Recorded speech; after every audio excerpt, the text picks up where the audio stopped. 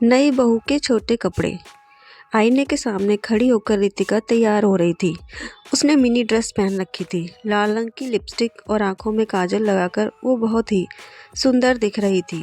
उसने बाल में अच्छे से जूड़ा भी बनाया था। अपनी खूबसूरती को आईने में निहारते हुए वो गालों में पाउडर लगा रही थी।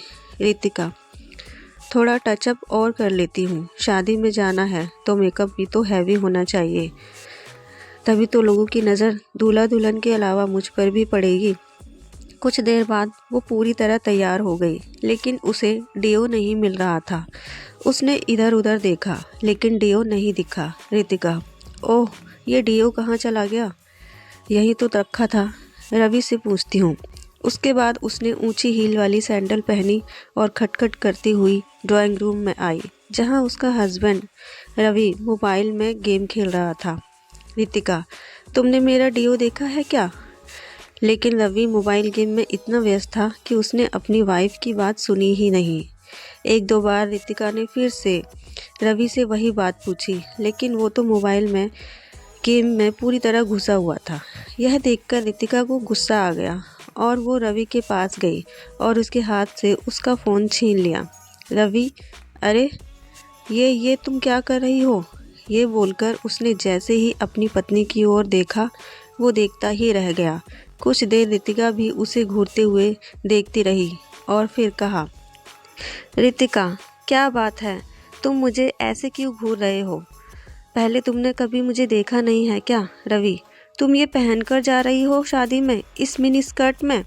रितिका, क्यों, कुछ खराबी है क्या इसमें? रवि, अरे नहीं नहीं, खराबी नहीं है, लेकिन तुम्हें पता है ना कि कितनी ठंड है बाहर। हर दिन न्यूज़ में ठंड के कहर की खबर छप रही है। अगर तुम ऐसी मिनी ड्रेस में जाओगी तो लोग क्या कहेंगे? रितिका, शादी के पहले तो तुम बड़े मॉडर्न बनते थे, शादी के बाद तुम भी टिपिकल मर्द हो गए हो। अरे लोग क्या कहेंगे ये सोचकर मैं कपड़े पहनना छोड़ दूँ? अजी सुनो, मुझे नहीं जाना तुम्हारे साथ शादी में, तुम ही जाओ अकेले। ये कहकर रितिका गुस्से में अपने कमरे में जाने लगी तो रवि ने उसका हाथ पकड़ लिया। रितिका, छोड़ो छोड़ो मेरा हाथ। सारे के सारे मर्द एक जैसे होते हैं। शादी के पहले उनका अलग चेहरा होता है और शादी के बाद तो उन्हें लगता है कि औरतें बस उनके इशारों पर चलती रहें। वो जो चाहें औरतें वही करें, जो चाहें पहनें, जो चाहें खाएं, जहां वो चाहें औरतें जाएं। अरे आप लोग को पत्नी नहीं दासी चाहिए होती है। रवि, रितिका देखो तुम बात को खींच रही हो। रितिका, मैं खींच रही हूँ?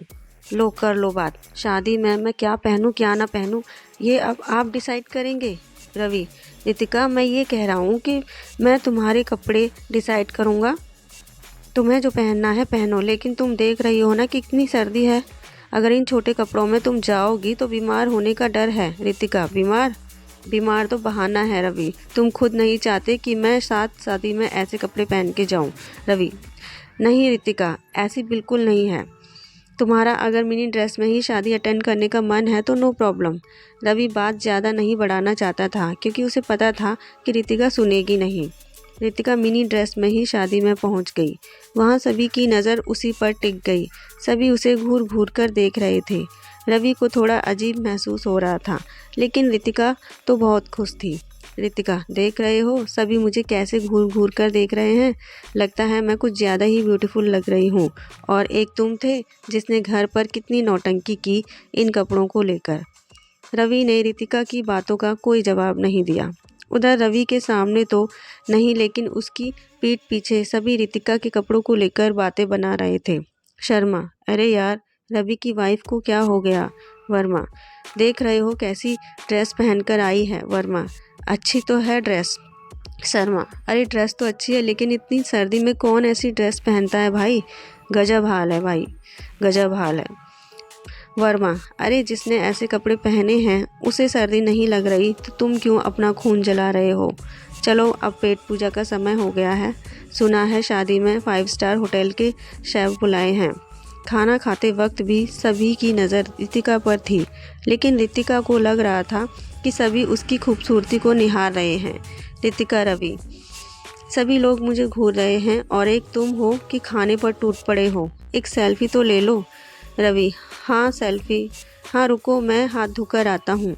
रवि ने हाथ धोकर सेल्फी ली। जैसे जैसे रात बढ़ रही थी सर्दी और भी ज़्यादा बढ़ रही थी। सभी लोगों ने तो गर्म कपड़े पहन रखे थे तो उन्हें कुछ खास फर्क नहीं पड़ रहा था, लेकिन रितिका की हालत अब थोड़ी ख़राब हो रही थी। रितिका, रवि बहुत ठंड लग रही है, अब घर चलें? रवि, घर? शादी देखनी नहीं है क्या तुम्हें?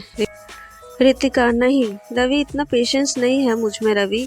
और रितिका अपनी कार से घर वापस लौट आई। अगले दिन रितिका ने रवि को कांपते हुए जगाया। रितिका, रवि, रवि उठो ना। रवि, क्या हुआ रितिका, तुम इस तरह क्यों कांप रही हो?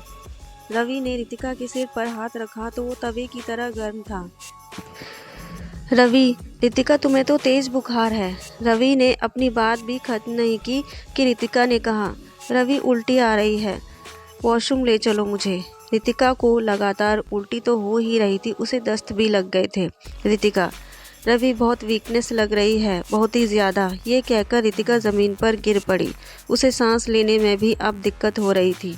रवि, रितिका क्या हुआ तुम्हें? आंखें खोलो अपनी। रितिका का शरीर ठंडा होता जा रहा था। उसकी हालत देखकर रवि बहुत डर गया और उसी समय उसे अपनी पीठ पर लाद कर नीचे ले गया और फिर कार में हॉस्पिटल में डॉक्टर ने रितिका का चेकअप किया।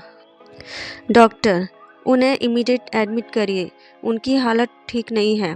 रितिका को आईसीयू में एडमिट किया गया। उसे ऑक्सीजन सपोर्ट पर रखा गया क्योंकि वो ठीक से सांस नहीं ले पा रही थी। पूरी रात वो इसी तरह अस्पताल में रही।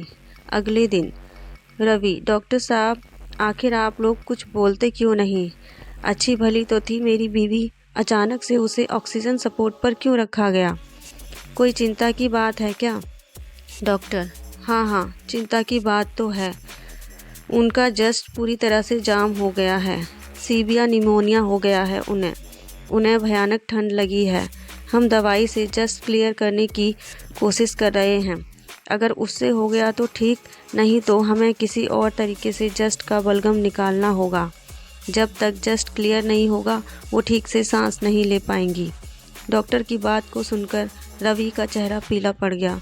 उसे कल रात की सारी बात याद आ गई।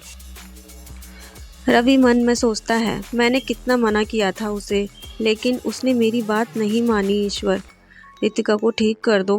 पूरी रात रवि रितिका के लिए भगवान से प्रार्थना करता रहा। लेकिन अगले 2 दिन तक रितिका की तबीयत में कोई सुधार नहीं आया और तीसरे दिन की बात है। रात का समय था। रवि अस्पताल के बाहर बैठा हुआ था। उसे नींद आ रही थी। तभी एक डॉक्टर उसके पास आए और उन्होंने कहा, डॉक्टर, आई एम सॉरी, हम आपकी पत्नी को नहीं बचा सके। डॉक्टर की ये बात सुनकर रवि की आंखों के आगे अंधेरा छा गया। वो भागा भागा आईसीयू में गया और वहां जाकर उसकी सांसें थम सी गईं। सफ़ेद कपड़ों में लिपटी उसकी रितिका शान से लेटी हुई थी।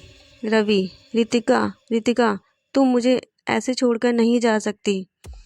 कैसे जीऊँगा मैं तुम्हारे बिना, कैसे? रितिका, प्लीज़ उठ जाओ मेरी खातिर। प्लीज़ उठ जाओ। मुझे इस तरह के सफ़र में अकेला छोड़कर मत जाओ। डॉक्टर, आप इस तरह चिल्ला क्यों रहे हैं? रवि, डॉक्टर, मेरी पत्नी मर गई। डॉक्टर, ये आप क्या कह रहे हैं? आपकी पत्नी अब खतरे से बाहर है। यही कहने तो मैं आया हूँ। आप उनसे मिल सकते हैं। रवि को अपने कानों पर विश्वास नहीं हो रहा था। रवि मन में सोचता है, इसका मतलब वो जो मैं देख रहा था वो एक सपना था। हे भगवान, कितना बुरा सपना था वो भागकर आईसीयू में गया। रितिका अब होश में आ चुकी थी। उसने जैसे ही रवि को देखा तो वह ज़ोर ज़ोर से रोने लगी। Ritika, I am sorry Ravi, I am sorry. मैंने अपनी गलती के कारण तुम्हें बहुत परेशान किया है ना। सॉरी, अब मैं कभी छोटे कपड़े नहीं पहनूंगी। रवि, नहीं रितिका, कपड़ों में बुराई नहीं, बस हर कपड़े का एक समय होता है। अब स्विमिंग पूल में हम लुंगी पहन कर रहेंगे तो कितने फ़नी लगेंगे, क्यों, है ना? रवि की बातों को सुनकर रितिका ने उसे मुस्कुराते हुए गले लगा लिया। तो फ्रेंड्स, आपको ये कहानी कैसी लगी हमें कमेंट बॉक्स में ज़रूर बताइएगा।